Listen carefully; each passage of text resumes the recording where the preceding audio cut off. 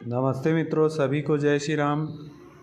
आज हम ऐसी कहानी जानेंगे जिससे बहुत शिक्षा मिलेगी और सत्य घटना है। तो एक समय की बात है कि एक राजा हुए। उस राजा ने यह संकल्प किया था कि मैं रोज़ 151 ब्राह्मणों को, साधु संतों को भोजन कराऊंगा। तो वे रोज़ भोजन कराते। तो एक दिन जब ब्राह्मण लोग भोजन के लिए आए तो सबसे पहले उन लोगों ने राजा की तारीफ़ करना शुरू कर दी। वाह वाह राजा, वाह राजा, वाह राजा। ओ हंस लोग बहुत दूर से देखे, हंस की टोली आ रही थी।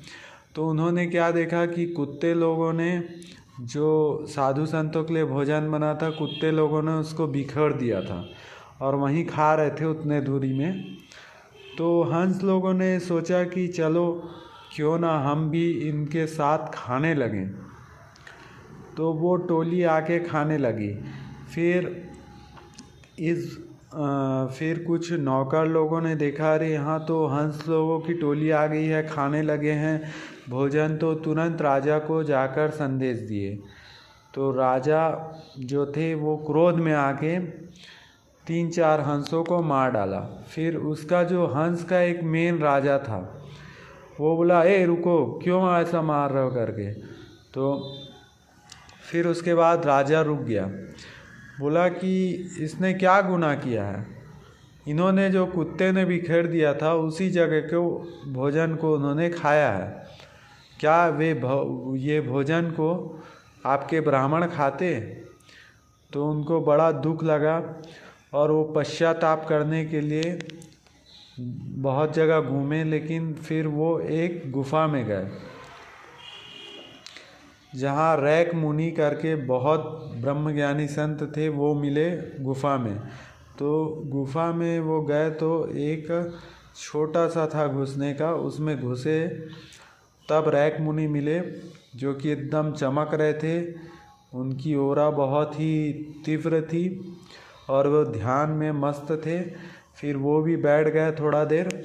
फिर वो जब जगे तो उन्होंने प्रणाम किया और बोला कि मैं कैसे पश्चाताप करूं, मुझे पश्चाताप करना है और मेरे जो पाप है उसको मैं कैसे काटूं। तो वे गीता का 6वां अध्याय पढ़ रहे थे। तो वो बोले कि तुम भी इसका अध्याय पढ़ते रहो। तो दोनों पढ़ते पढ़ते स्वयं विष्णु भगवान स्वयं बैठ के आए थे और विमान लेके आए थे और दोनों को बैठा के ले जाने लगे। लेकिन हुआ क्या, विष्णु भगवान ने उसको स्वर्ग में उतारा, राजा को, और जो रैक मुनि थे उनको ऊपर ले जा रहे थे उनको छोड़ के। तो वो राजा बोले, अरे मैंने ऐसा क्या कर दिया जो आप मुझको नहीं ले जाना। तो भगवान विष्णु ने बोला, तुम्हारे मन में तो ये भावना था कि मैं स्वर्ग जाऊं, इसलिए आप पाठ कर रहे थे। तो वो बोले, हे विष्णु भगवान, मुझे क्यों छोड़ के जा रहे हो, मुझे कोई उपाय बताइए। तो बोले 6वां अध्याय फिर से पढ़ो। तो 6वां अध्याय वो फिर से पढ़ने लगे। तो फिर उनका पुण्य बढ़ा। तो फिर वो अपने साथ उनको अपने बैकुंठ धाम तक ले गए, जिसको परम धाम कहते हैं, और निवारण पद तक उनको ले गए। तो यही चीज़ें होती है, मतलब दान करना है लेकिन हर चीज़ को सोच समझ कर, किसी को नुकसान ना हो, किसी को दुख ना पहुँचे, ये ऐसे ढंग से दान करना है। कोई गाय आया या कुत्ता आया वो भी खाली ना जाए, सबको मिले। दान का मतलब क्या, अगर आप दान कर रहे हो, अगर आप सबके आत्मा में, तो वही है ना। और उसके पहले रैक मुनि से जब मिलने आए थे राजा, तो वो ये भी बोले कि जाओ पहले तीर्थ घूम कर आओ। तो तीर्थ में उन्होंने देखा, तीर्थ में वहाँ गए जगन्नाथपुरी। तो उन्होंने देखा कि आनंद बाज़ार में कुछ चावल बिखरा हुआ है, चावल सब्जी जो भी, और उसको सब कुत्ता भी खा रहा है, उसको गरीब आदमी भी खा रहा है, सब खा रहे हैं।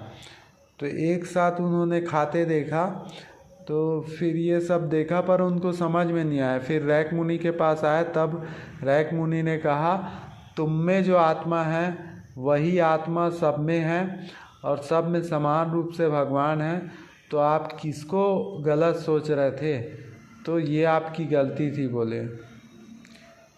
तो यही है कि हमको सब में ब्रह्म को देखना है। ब्रह्म सब जगह है, पर उसमें उसको देखने वाली दृष्टियाँ होनी चाहिए।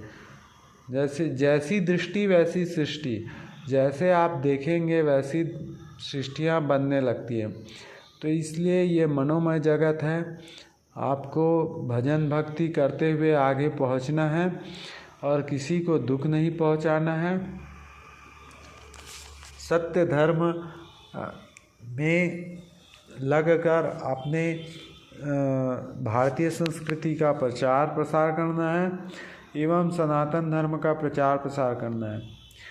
किसी को दुख ना पहुंचाएं, रोज़ किसी न किसी को हंसाना चाहिए और अच्छे मार्ग बताना चाहिए और अपने कर्म को ऐसा सुधारें कि उसको देखकर, आपके अच्छे कर्म को देखकर और लोग भी सुधर जाएं और लोग भी आकर उसमें सहभागी बने, देवी कार्यों में सहभागी बने।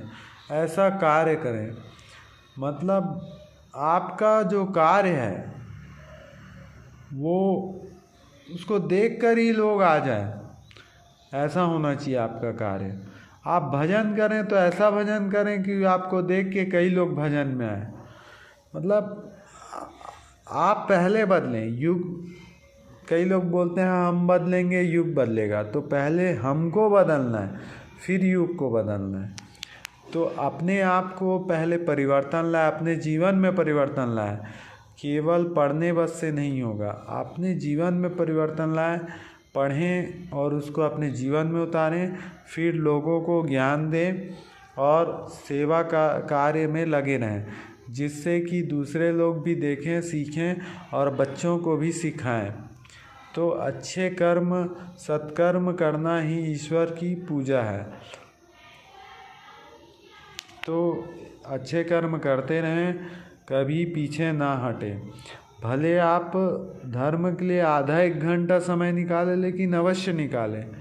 सुबह शाम जैसा भी जो भी समय है, समय अवश्य निकालें धर्म के लिए। जिस प्रकार आप खाना खाने के लिए समय सुबह शाम, सुबह और रात निकालते हैं, वैसे ही भगवान के लिए भी 1 घंटा समय अवश्य निकालना चाहिए। जय श्री राम।